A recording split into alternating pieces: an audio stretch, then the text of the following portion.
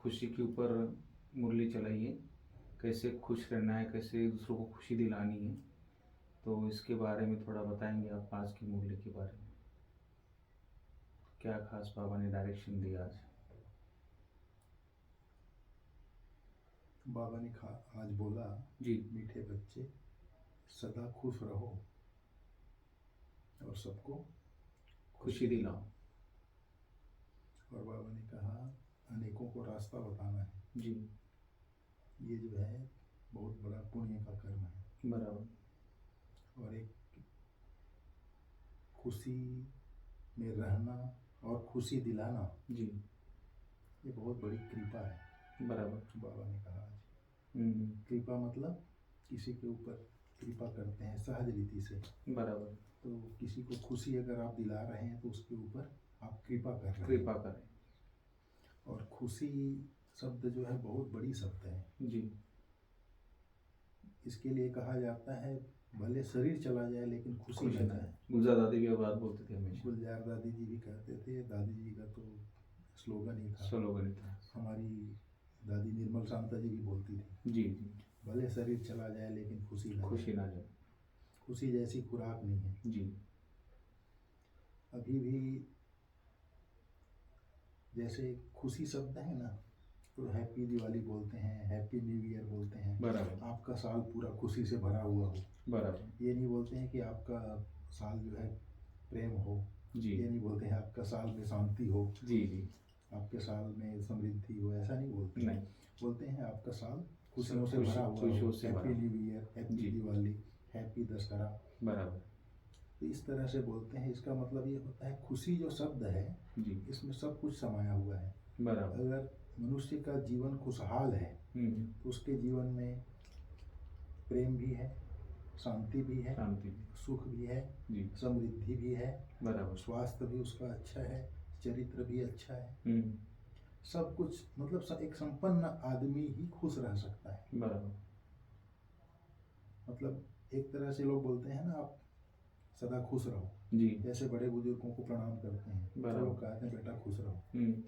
कहने का मतलब वही होता है, वो आशीर्वाद देते हैं, कृपा करते हैं जी। कि आपका जीवन जो है सुख शांति समृद्धि प्रेम सुख शांति से भरपूर हो, आप खुश रहो। बराबर। एक खुशी शब्द बहुत बड़ा शब्द है तो दो शब्द का, लेकिन इसका मीनिंग बहुत बड़ा है। आज बाबा ने उसके लिए, हम ब्राह्मणों के लिए, संगम युगी ब्राह्मणों के लिए कितनी अच्छी बात कही जी कि आप कैसे खुश मिजाज कैसे रह सकते हैं, खुश मिजाज बनने का साधन क्या है। जी। बाबा ने कहा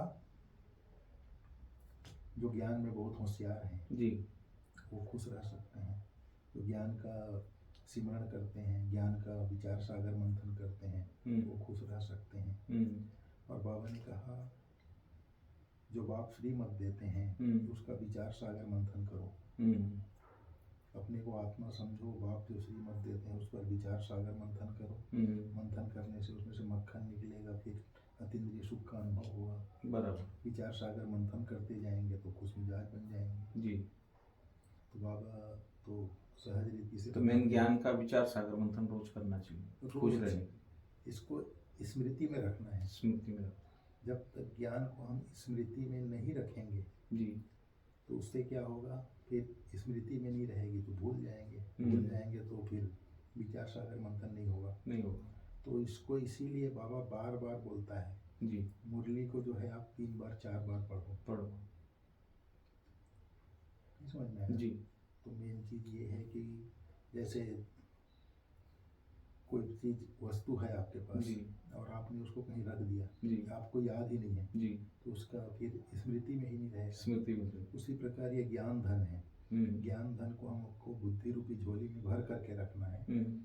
फिर उसका यूज करना है, सिमरण करना है, उसका रिवाइज करना है। बराबर। फिर इस तरह से आत्मा जो है खुशमिजाज बनती जाती है। आज बाबा ने उसके बाद बोला संग की संभाल करनी है। जी। संग में आकर के कोई बुरा कर्म नहीं करना है, पाप कर्म नहीं करना है। फिर बाबा ने कहा जो 5 विकारों रूपी माया है उसको सब मिल करके कंधा देना है, मतलब एक दूसरे का सहयोग करके। तो ये चीज बाबा ने आज कही है। फिर बाबा ने कहा अपने बोल की वैल्यू को समझ उसकी इकोनॉमी करने वाले महान आत्मा बनो। अच्छा, बोल के ऊपर खास करते हैं, वरदान में बोला बाबा ने। तो बाबा ने कहा जो महान आत्मा होते हैं उनके लिए कहा जाता है सद्वचन महाराज। बराबर। इसलिए आपके बोल सदा सद्वचन हो, अर्थात कोई न कोई प्राप्ति कराने वाला हो। बराबर। ब्राह्मण आत्माओं के बोल कभी भी श्रापित करने वाले ना हो जी। इसीलिए बाबा ने कहा युक्ति युक्त बोलो, काम का बोल बोलो। बराबर। अपने बोल की वैल्यू समझो जी। हम कौन हैं। और बाबा ने कहा आपके जो शब्द हैं शुभ शब्द हो, सुख देने वाले शब्द हो जी, हंसी मजाक के बोल ना हो, किसी को दुख पहुंचे ऐसी कोई बात ना, ऐसी कोई बात ना हो। मतलब दुखी करने वाली तो बात एक तरफ है, हंसी मजाक वाली बात भी ना हो, बोल ना हो। फिर बाबा ने कहा अपने बोल की वैल्यू को समझो और उसको वैल्यू समझ करके इकोनॉमी करो तो महान आत्मा बन जाएंगे। बराबर। फिर बाबा ने कहा फ्री मत का हाथ अगर साथ है तो सारा युग हाथ में हाथ देकर चलते रहेंगे बाप के। इस तरह से आज बाबा ने कहा। बाबा ने तो और भी बहुत सारी बातें कही हैं, अनेकों का कल्याण करने के लिए सेंटर खोलने के लिए निमित्त बने बोला बाबा ने। फिर आज कहा ये जो काम क्रोध लोभ मोह अहंकार के बारे में बाबा ने बताया। काम विकार जो है एकदम की कमाई चट कर देता है। सेकंड नंबर का विकार बाबा ने आज क्रोध को बोला, फिर मोह लोभ के लिए बोला। बाबा तो हर चीज़ के लिए अंडरलाइन कराता है और इन सब चीज़ों से मुक्त होने के लिए ये सब जो विकार हैं ये दुख देने वाले हैं जी। और खुशी होने की विधि बाबा ने बताई। दोनों विधि बताई। एक तरफ दुख देने वाली माया है, 5 विकार, एक तरफ खुश रहने के लिए ज्ञान का सिमरन करना। इस तरह से आज बाबा ने वही अंडरलाइन कराया कि खुद भी खुश रहो ज्ञान का सिमरन करके और उनको भी ज्ञान दे करके, गति सदगति का मार्ग दे करके कृपा करनी है और औरों को रास्ता बताना। माना किस चीज़ का रास्ता बताना? बाबा ने हम लोगों को जो गति सदगति का मुक्ति जीवन मुक्ति का मार्ग बताया है वो हमको दूसरों को बताना है। ये सबसे बड़ा पुण्य का काम। तो इस तरह से बाबा ने दोनों चीज़ के बारे में आज शिक्षा दी है। एक तरफ विकार कैसे दुखी करता है, मनुष्य के जीवन को कैसे दुखदायी बनाता है, एक तरफ जीवन में सुख कैसे हो, खुश कैसे रहें, दूसरों को खुशी कैसे दे। इस तरह से शिव बाबा ने आज की शिक्षा दी है। बहुत बहुत थैंक्स फॉर। ओम शांति।